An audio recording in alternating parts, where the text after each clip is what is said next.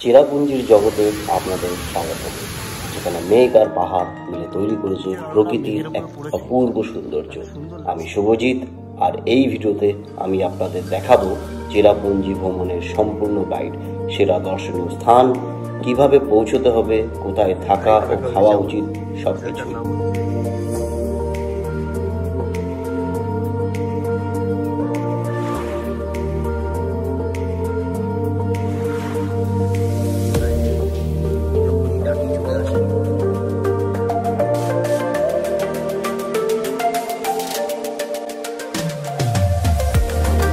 চেরাপুঞ্জি আমার জীবনের এক অন্যতম সেরা ভ্রমণ অভিজ্ঞতা।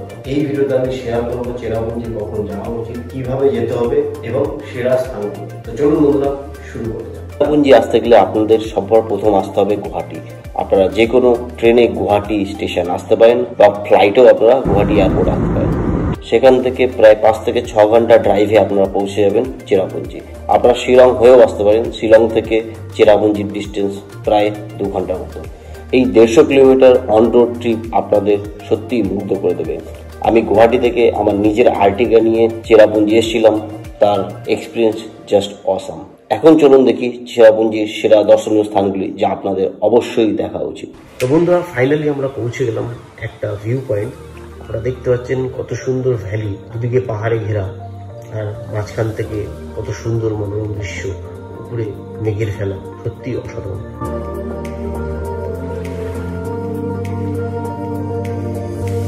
এখান থেকে আমরা চলে যাব নেক্সট লোকেশনে, নৌকালিকাই ফলস। এটি ভারতের সব থেকে উচ্চতম ফলস, যা প্রায় 1100 ফুট উপর থেকে যখন জলটা নিচে আপনাদের পড়তে দেখবেন, তার আশেপাশে সবুজ প্রকৃতি সত্যি আপনাদের মুগ্ধ করে দেবে। তো এর পরবর্তী হচ্ছে 7 সিস্টার ফলস। এই ঝর্ণাটি হচ্ছে 7টি ঝর্ণা পরস্পর একইভাবে আপনারা দেখতে পারবেন, পাহাড়ের গা থেকে পড়ছে। জাস্ট অসাধারণ সৃষ্টি বন্ধুরা, এটা বেশ সুন্দর। এখান থেকে আমরা যাব 7 সিস্টার ফলসের দিকে। এই হচ্ছে বন্ধুরা 7 সিস্টার ফলস। এখন বৃষ্টি নেই, তাই ফলস গুলো অত সুন্দর বোঝা যাচ্ছে না। ফলস গুলো আছে কিন্তু জল কম একদম। তো বন্ধুরা, চলে এসেছি 7 সিস্টার ফলস ভিউ পয়েন্টে। এই যে আমার পিছনের ফলস গুলো আপনারা দেখছেন, এই হচ্ছে 7 সিস্টার ফলস।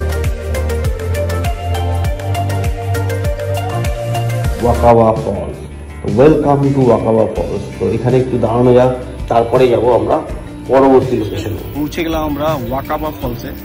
আপনারা দেখতে পাচ্ছেন কত সুন্দর ভিউ। এখান থেকে দূরে যে দেখা যাচ্ছে বাংলাদেশ দেখতে পাচ্ছি আমরা, মেঘগুলো কত সুন্দর। ফলসটা আপনাদের দেখাই, কিন্তু ফলসটাতে জল খুবই কম। এই যে ফলসটা পড়ছে এখান থেকে নিচে গিয়ে এইভাবে চলে গেছে মৌসুমাই কেভ। এটা একটু অ্যাডভেঞ্চার প্রিয় মানুষের জন্য 1 নম্বর স্থান বন্ধুরা, যার ভেতরে রয়েছে চুনাপাথরের গঠন, সত্যি নিদারুণ। কোথা দিয়ে যাচ্ছি আমরা? চলো আস্তে আস্তে চলো। গুহার এক প্রান্ত থেকে আমরা প্রবেশ করব এবং আরেক প্রান্ত থেকে আমরা দেখবো। খুবই অ্যাডভেঞ্চারাস লাগছে। আমি সঙ্গে আমার মা, দাদা, আমার মাসি, আমার মামি সবাই রয়েছে। কত সুন্দর আমরা অ্যাডভেঞ্চার করছি, আপনারা দেখুন। যা আস্তে আস্তে যা।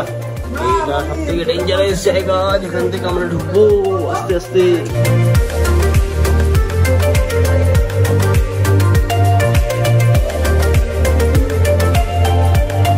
সূর্য আলো আসে থেকে, ওই তো সূর্য আলো। ফাইনালি আমরা বেরোবো এখান থেকে। এই বেরিয়ে গেলাম, আস্তে আস্তে বেরিয়ে গেলাম। ডবল ডেকার রোড ব্রিজ চেরাপুঞ্জির এক অন্যতম ভ্রমণস্থান, যেখানে যেতে গেলে আপনাদের প্রায় 2 থেকে 2500 সিঁড়ি ট্রেক করে আপনাদের একদম পাহাড়ের নিচে যেতে হবে। এবং যেখানে আপনারা দেখতে পারবেন 2খানা ব্রিজ পরস্পর তৈরি হয়েছে, যা সম্পূর্ণ লিভিং রুট ব্রিজ আপনারা বলতে পারেন।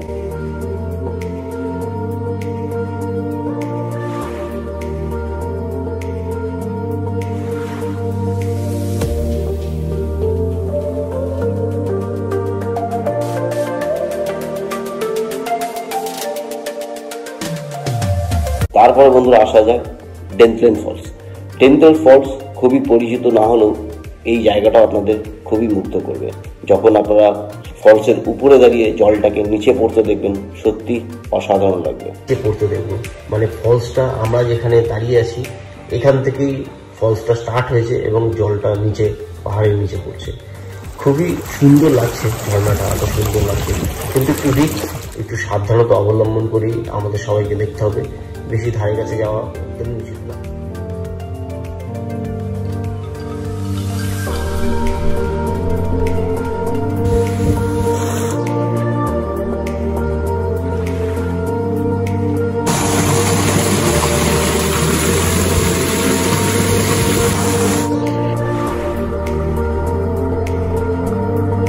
এরপরে আসছি আমরা আরবা কেভ। এই কেভটা সব থেকে লংগেস্ট কেভ বলা যায় চেরাপুঞ্জির, আর খুবই ইজিলি আপনারা এর মধ্যে যাতায়াত করতে পারবেন। মৌসুমী কেভটা ছিল বন্ধুরা খুবই সংকীর্ণ, যেতে খুবই অ্যাডভেঞ্চার লাগছিল, বাট এখান থেকে আপনারা সিঁড়ি দিয়ে নেবে একদম কেভের মধ্যে দিয়ে অনেক দূর পর্যন্ত যেতে পারবেন, আবার সেই পথে আপনারা রিটার্ন আসবেন। এর মধ্যে এন্টার করছি, আপনারা দেখছেন পাহাড়ের মধ্যে কিভাবে কেভটা তৈরি হয়েছে। উপর থেকে জল পড়ছে, আপনারা দেখছেন।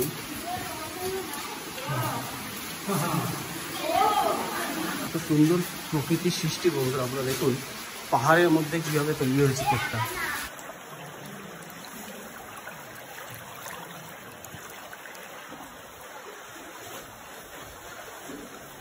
সবাই দাঁড়িয়েছে এখানে ছবি তোলার জন্য। হাই বলতো সবাই, কেমন লাগছে? মজা লাগছে বন্ধুরা। আমি লাস্ট টাইম এখানে এসে মৌসুমী কেভে গেছিলাম। কেভটা এতটাই সরু ছিল যে আমরা যাতায়াত করতে পারছিলাম না, খুবই কষ্ট হচ্ছিল। এখানে স্পেসটা প্রচুর, বেশ ভালো স্পেস আছে, আপনারা ইজিলি এখান থেকে যেতে পারবেন। হয়তো আমায় নিয়ে চলো, চলো সাবধানে, জল পড়ছে, জল পড়ছে, দেখে দেখে যেতে হবে। দেখে যাও, দেখে যাও, আসতে। হ্যাঁ ঠিক আছে, চলো।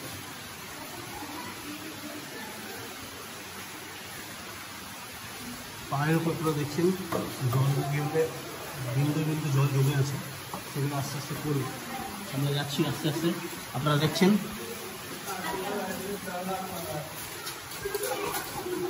और आफ्टर टीम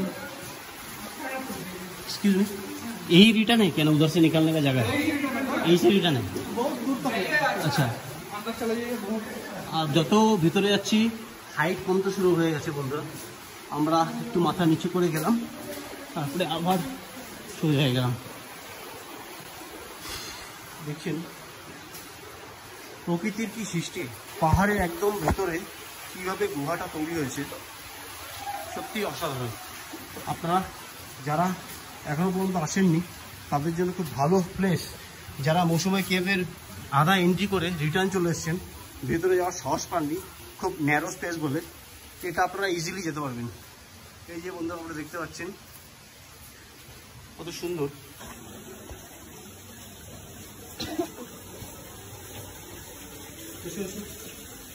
আরো অনেক জায়গা আছে, অনেক দূর পর্যন্ত আছে। প্রায় আমাদের 2-2.5 কিলোমিটার ট্রেক হয়ে গেছে, আমরা হেঁটে হেঁটে এসেছি এখানে।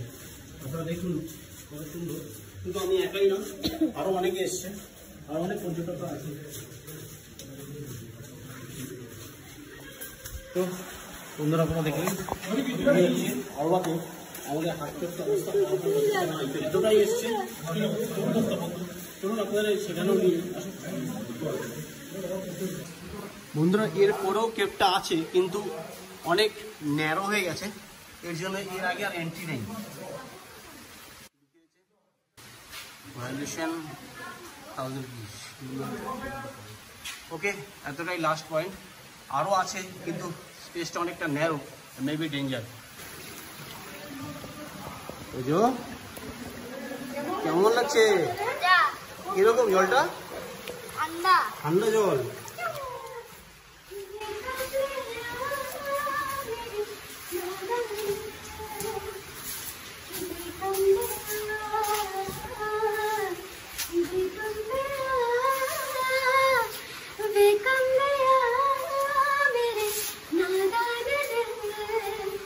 তো বন্ধুরা এই ছিল আরবা কেভ, আমি আপনাদের দেখালাম।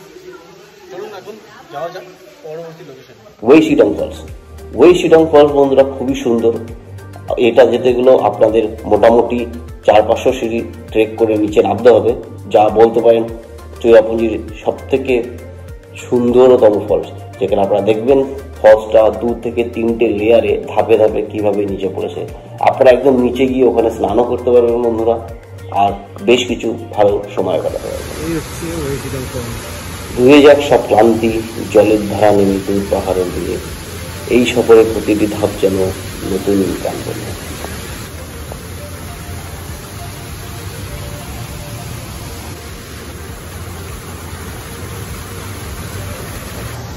ফাইনালি পৌঁছে গেলাম।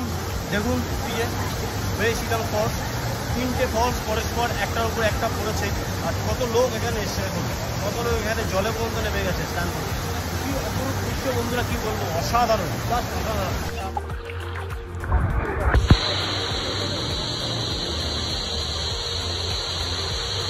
লোকের অ্যাডভেঞ্চার দেখুন, সবাই পাহাড়ের নিচে দাঁড়িয়ে আছে, এখান থেকে ঝর্ণাটা পড়তে বাস অসাম লাগছে, জাস্ট অসাম।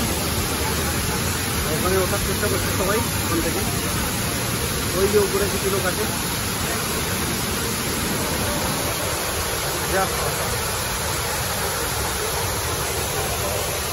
কত লোক জলে নেমে গেছে।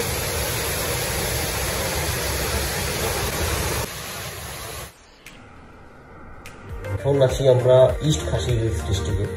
এই যে সামনে আমার দেখছেন জায়েন্ট কনিক্যাল রক টাইপ একটা শিবলিঙ্গের মতো রয়েছে, পাথরটা খুব সুন্দর। এখান থেকে আমরা দূরে দেখতে পাচ্ছি পুরো টোটালটাই বাংলাদেশ। আমরা পৌঁছে গেলাম ইয়ানগ্রাম ফলসের কাছে। আমরা দেখতে পাচ্ছি ইয়ানগ্রাম ফলস কত সুন্দর লাগছে, উপর থেকে ঝড়টা পড়ছে আর আমরা নিচ থেকে দেখছি। তো বন্ধুরা, এর আগে আমরা দেখেছিলাম ড্যানপ্লেন ফলস, যেটা আমরা একদম ঝর্নার উপর থেকে নিচের দিকে দেখছিলাম। আর এখন আমরা দেখছি এই ফলসটা, যেটা আমরা উপর থেকে নিচে জলটাকে করতে খুবই অসাধারণ লাগে। কি দেখাতে নিয়ে যাচ্ছ? কোথায়? আরে বাহ, এই হচ্ছে মাউসা ফলসের দৃশ্য বন্ধুরা। আপনারা দেখুন খুব সুন্দর ফলস, আর তার সাথে তার পরিষ্কার জল। ওই দেখো, ওই যে ওখান থেকে একটা জল পড়ছে, এই একটা পড়ছে, এই একটা জল পড়ছে, এখানে পড়ছে, এখানে এতগুলো একসাথে পড়ছে, আর এই যে এই যে এই যে এইখান থেকে চোখ থেকে জল পড়ছে, দেখি। আহা হা রে, ঘোরা তো হলো বন্ধুরা, এবার থাকা। চেরাপুঞ্জিতে থাকার জন্য বিভিন্ন ধরনের রিসর্ট ও হোটেল পাওয়া যায়। আমি ছিলাম একটি ছোট্ট রিসর্টে, যা খুবই আরামদায়ক ছিল, দ্য হিলস ক্যাপ রিসর্ট। তো এখানে এসে আপনারা বেশ কিছু খাবার দাবার পেয়ে যাবেন, বেশ সুন্দর আপনারা থাকতে পারবেন। তো কিছু ভ্রমণ টিপস ও সাজেশন নিয়ে আসি বন্ধুরা। তো সাধারণত চেরাপুঞ্জি ভ্রমণের জন্য আপনারা বর্ষাকালে আসলে রেইনকোট বা ছাতা অবশ্যই সাথে রাখুন। আর যদি আপনারা শীতকালে আসেন তাহলে শীতের জামা কাপড় আর আরামদায়ক জুতো অবশ্যই আনবেন, কারণ বেশ কিছু জায়গা আপনাদের ট্রেক করতে হতে পারে। তো এবার আসা যাক বন্ধুরা বাজেট আর প্ল্যানিং। তো চেরাপুঞ্জিতে 2 থেকে 3 দিন থাকতে গেলে তো পার ডে হিসাবে আপনাদের মোটামুটি 2000 থেকে 3000 মধ্যে ভালো হোটেল পেয়ে যাবেন।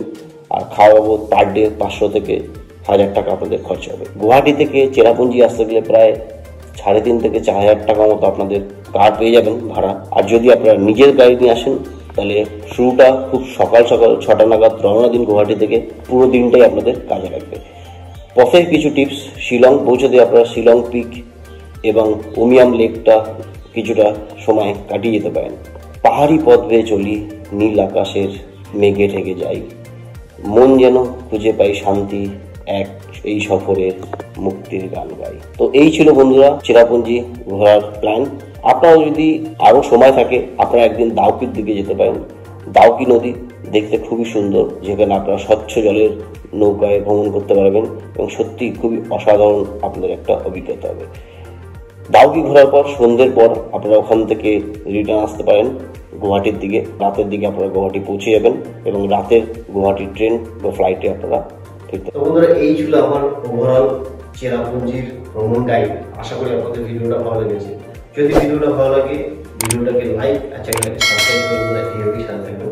আর হ্যাঁ, যদি আপনাদের কোনো কোশ্চেন থাকে তো নিশ্চয়ই আপনারা নিচে কমেন্টে আমাকে জিজ্ঞাসা করতে পারেন, আমি নিশ্চয়ই তার উত্তর দেওয়ার চেষ্টা করবো। তো চলুন বন্ধুরা, দেখা হচ্ছে আরো অন্য কোনো